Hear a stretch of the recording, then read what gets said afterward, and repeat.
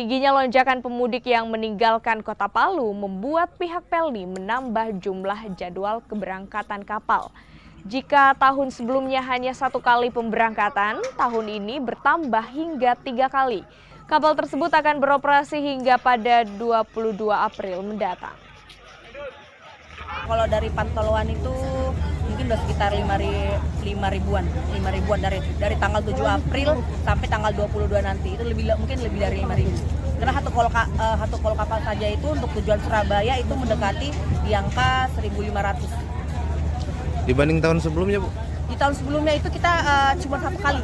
Jadi waktu tahun lalu itu untuk season itu kapal Labobar dengan tujuan Surabaya itu cuma 1 kali call.